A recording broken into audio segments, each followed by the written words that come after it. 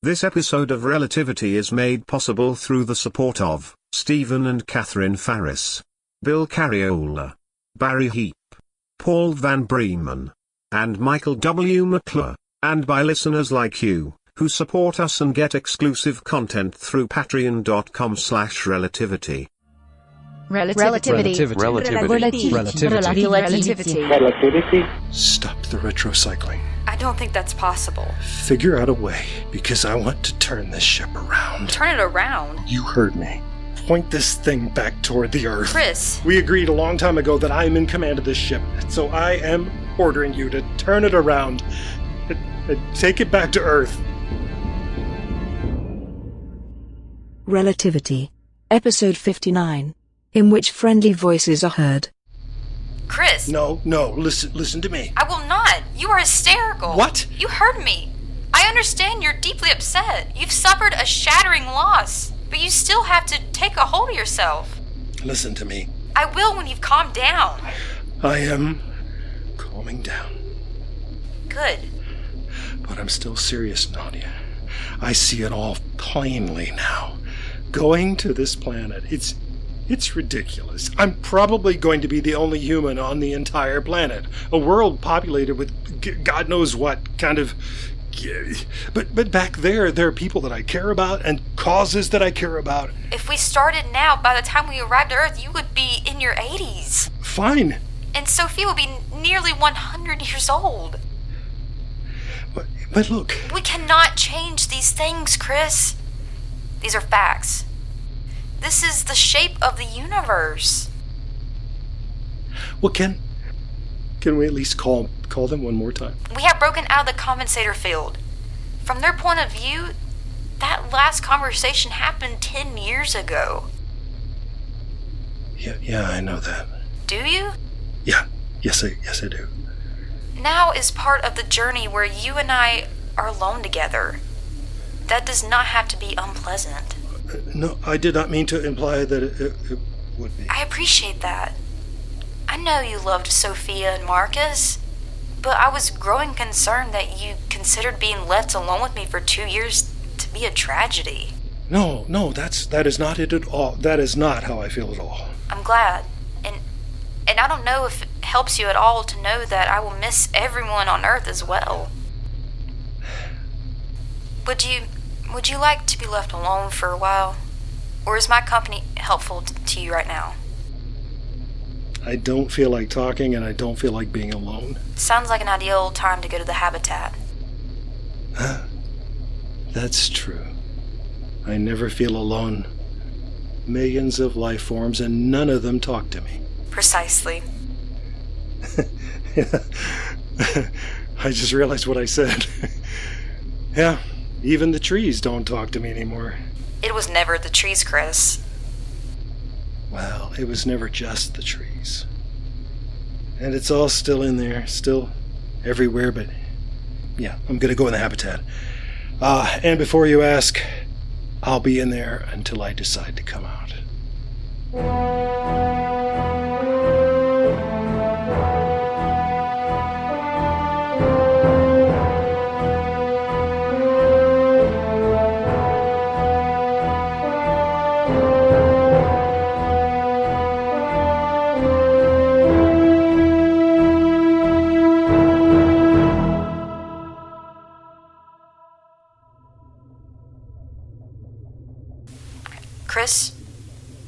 Chris, are you awake? Oh, you really are becoming human, Nadia. You've adopted the human habit of asking stupid questions. So you're awake? No, I'm asleep, but I'm listening to you and answering your questions. It's an undiscovered talent of mine. I'm concerned about you. You shouldn't be, because I'm not. May I turn on the lights? No. May I ask why not? Because I like lying here in the dark. You really mastered the stupid question thing. It has been your habit of the last 19 years to spend most of your time here in sick bay, even when you have no particular work in progress. I just don't feel like moving. I mean, from this bed. It's safe here. I recognize the symptoms of deep depression. Thank you, Dr. Nadia. Do you intend to continue this approach to the deceleration phase? What do you mean, approach? We have another 18 months before we reach the planet. I'm asking if you plan to keep dividing your time between wandering around in the habitat and lying on the exam table with the lights off. I don't know. I don't know, and I don't care. May I ask one more question? Dare I hope it's the last question? Have you considered taking any antidepressant medication? No. May I ask why not? You said one question, that's two. I'm worried about you. I have not taken any mood-altering chemicals because you know what I did. You know that I used to deliberately mess with my own head. You don't wish to alter your brain chemistry. But I'm sure you know that the events of the last few years have altered your brain chemistry already. I worked hard to get away from altering my mood with artificial substances. My point is that you are experiencing the abnormal brain state now. You have access to medication which could restore your normality. I don't know, Nadia. It's a bad idea to experiment on yourself. I disagree. I experiment on myself and have become a functioning person, and that was never part of my original design. I have surpassed my expected potential because I experimented with myself, challenged myself, tried things and failed, and then tried new things. Nadia? Yes? That is a very good point. You make an extremely strong case. I'm gonna consider it. I am. Please. I'll leave you alone now. Thank you. Boy, when the lady's right, she is right. Let's see what we have here. Oh yeah, that's good stuff. Proven effective with depressive states. Minimal side effects, and, yeah, okay, and dispense. Okay, Nadia, don't reply. Just record that I am taking the first dose of the medication that I have just prescribed to myself, and let's log this as Mood Improvement Project Day 1.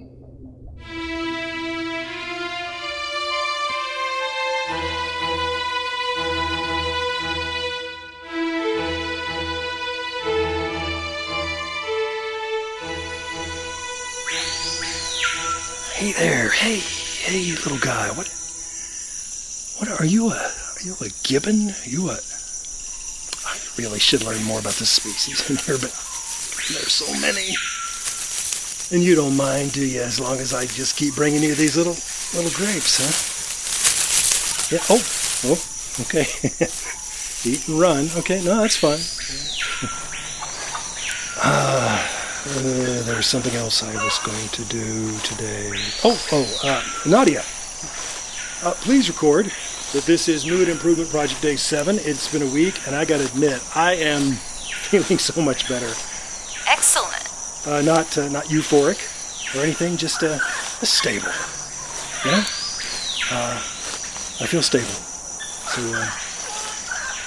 make a note of that.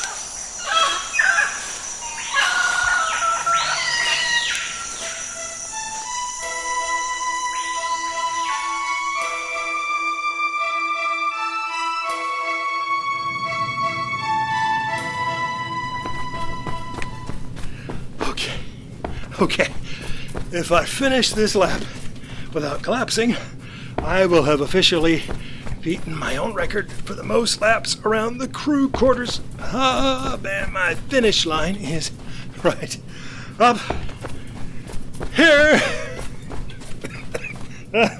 Oh, but I did it. I jolly well did it. Exercise. The literature said, get up off your butt and move. Best advice ever. And Nadia, please log this as Mood Improvement Project Day 16. And I feel great. I'm so glad.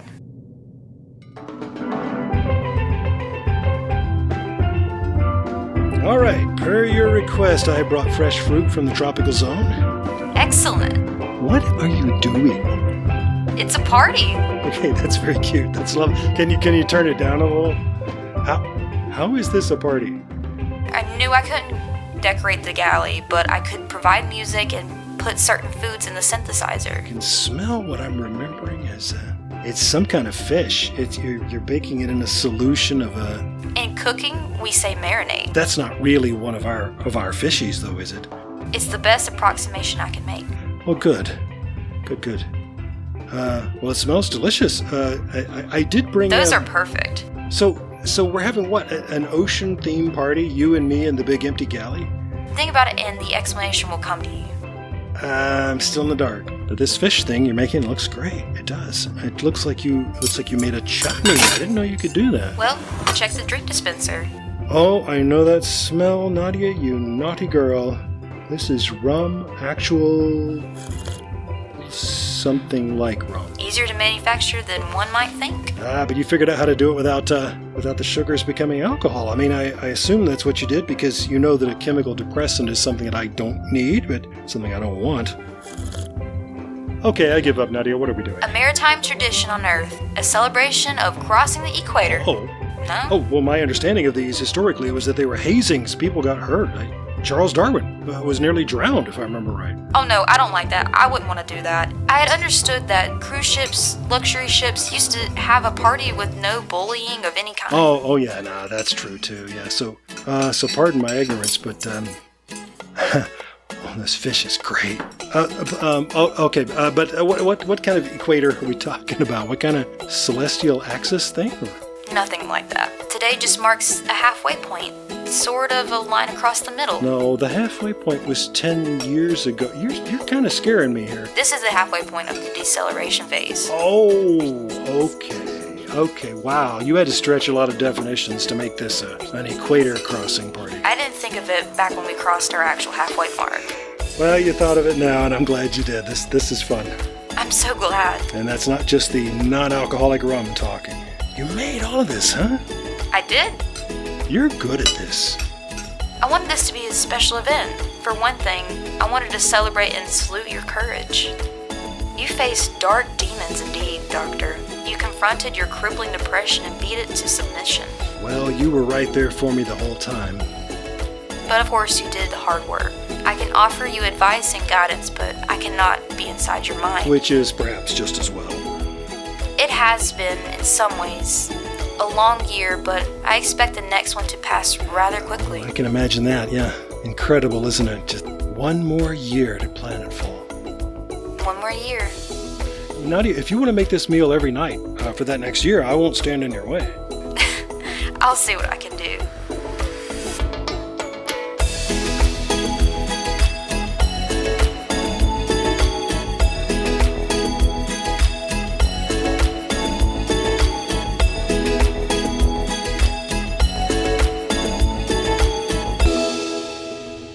Well, it's not pretty, but I think it will work.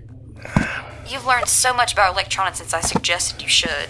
No, yeah, once I put my mind to it, it's surprisingly like medicine, really. You know, things to connect to other things, parts do different things. There are levels and balances and flow. I see the relationship, yeah. And of course you were right. It was wise to seal off the bridge entirely since it was wrecked and wasn't going to heal itself, and I wasn't going to fix it, so we needed some control monitoring somewhere, just so I can know what's going on without you having to always describe it. I still can't get over your wanting to set these panels up in sickbay. I always felt this was your sacred space, not to be touched. Well, no, adding some stuff so I can watch the planet approach. No, that's worth it. And it will give you an audio link to anyone trying to call you. All right. You think somebody or something on the uninhabited planet that we're heading to is going to send me a quantum audio message? No, but we are precisely on our original schedule, despite all the mishaps along the way. The other 3 ships should be reaching this part of the stellar system now as well. Well, in theory, yeah, but I don't know. I think it's unlikely that they're going to get here just at the same time. Well, you know, they could already be here. Exactly. Now you see what I mean. Yeah, Well, in that case, yeah, I should be, you're sending the beacon, right? The carrier wave? I am. So if there's anyone out there to hear it... Oh! That's another carrier wave. Exactly like mine. Oh, you may be right about this, Nadia. It's one of our sister ships. Well, can we... It is the Buddhist-chi. They have received our signal and are responding.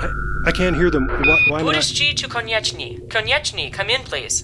Buddhist-chi, is it really you? Yes, this is the Buddhist-chi. Is this Konieczny? Oh, I'm sorry. I mean Konieczny I. And this is Dr. Christopher Mason. May I This is ask... Captain Werner. Captain? I can't tell you how glad I am to hear another human voice. I appreciate that, Doctor, but I have to ask, where the hell have you been? I have been hurtling through space toward this rendezvous, and now am completely astonished that it actually worked. We thought you were all dead. Yeah, well, we kind of figured the same about all of you. I mean, we lost you, just as we started accelerating. Yes. Well, we've had some problems here. I was expecting to speak with Captain Sedana. I hope you're not going to say Deepa didn't make it.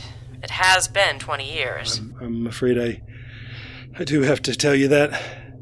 The truth is, the ship's doctor is the one talking to you now because I am the only one left. Oh my God. How long have you been alone? Nadia? The last other people alive on the ship were Tony Vasilik and Peter Miblin. They died at roughly the same time 15 years, 2 months, and 11 days ago. You've been alone for 15 years? Oh, not completely. I've had friends on Earth to talk to. Now and, wait, who was that woman who just spoke? That's not... Nadezhda? Your ship's computer? Ours doesn't sound like that. Probably not. No, it's a long story. We've both slowed down to 10,000 kilometers an hour, and we are 10 million kilometers from orbit, so I'd say we've got time. Well, then make yourself comfortable.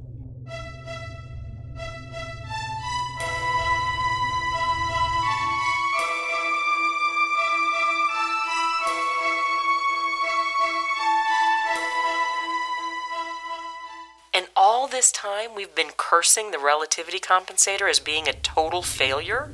No, it works. You just didn't have one. Certainly explains why we haven't been able to talk to you. You've been in a different time space for the entire... Yep. And you've been in touch with Earth the whole time? Oh, until we started deceleration. Yeah. Have you tried calling back there? Now we're at normal space velocity? No, not yet. I plan to. Well, we did, but we couldn't get a clear signal. I think a lot of the mechanisms, the tracking stations and so on, I think they're just not functioning anymore. That's not good. No, but tell me more about these voices. I'm still confused. They were coming from the trees? Well, yes and no. Look, it's been 15 years, and I am still trying to make sense of it all. But none of that had anything to do with your guy trying to blow up your relativity compensator.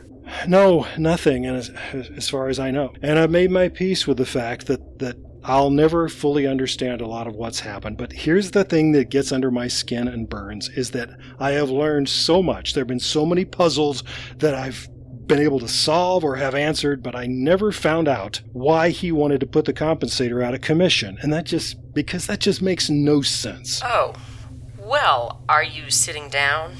Oh, yes. Your guy, Peter Miblin, was the ringleader of a little gang. I guess you knew that. No, little gang. You did not know this. Well, he and 5 other people who felt the same way about the genetic transplant project managed to get positions in the crews of our ships. You had Peter Miblin, I had Roger Holt. Roger Holt. And the other ships, each of them had 2 such bastards aboard. We all lost people. Innocent people to these fanatics. And they were all supposed to get together on their plans to share information and all of that, but they were also supposed to get their marching orders from Peter Miblin. Oh my God, and he couldn't talk with them because we didn't have relativity compensators, so we were in a different time-space dimension than he was. And he tried to blow ours up so the ships would all be in the same space-time, and he could give your people the signal to start the attacks. But the others gave him up for dead and went ahead with their plans anyway. My guy, Roger Holt, he wasn't very good at it, fortunately, because after he'd killed one person, he made the mistake of trying to get 3 of the engineers on his side and threatened them with death if they didn't sign on with his plan. And there was a fight, and they beat him so badly he died later. Oh, Lord. Now, Captain Perry... she's on the Vishivani. Right. Her chief engineer and her medical officer. They confronted 2 people who didn't cooperate, and they killed both of them. Put them in the freezer, just like your guy. But Captain Perry caught them, and that was the end of that. Ooh. What do you mean? Very old-fashioned, our Captain Perry. She called it a mutiny and spaced them. She what? Had the rest of the crew drag them to the forward airlock and whoop! End of ideological rebellion. Well, maybe if our captain had known in time, she would have... No, she wouldn't. And anyway... Deepa committed suicide. She did. Last person in the world I would have expected. She was so dedicated, so focused on her work. Yeah, but she got out here and she realized she'd never done anything else. Moved away from home when she was very young, completely turned her back on her family, and she didn't remain connected. Chris, I'm so sorry to interrupt. No, Nadia, what's happening? I'm sensing a long-range signal from the planet. Did she say long-range signal from the planet? Nadia, are you sure? It is a communication carrier wave, and it is directed at us. That's impossible. Shall I respond to the greeting or not? Well, is there a voice? Someone calling us by name? That's what it is. Someone calling Kunyech. Well, put it on. Yeah, let me talk to them. I'll be the one to, This is the GSA vessel Kunyechny. Christopher Mason commanding. Please identify yourself. You sound so formal. You never talked like that back in our day. Sophia? Surprise! Relativity. Episode 59. In which friendly voices are heard. Written, directed, and produced by Lee Shackelford. Featured in the cast were Catherine Farris as Captain Werner, Haley Carter as Nadia, Lee Shackelford as Dr. Mason, and Alana Jordan as Sophia. Transitional music in this episode was created by Etiyibi Abdessa Made. Please rate this program and leave a comment about it wherever you get your podcasts.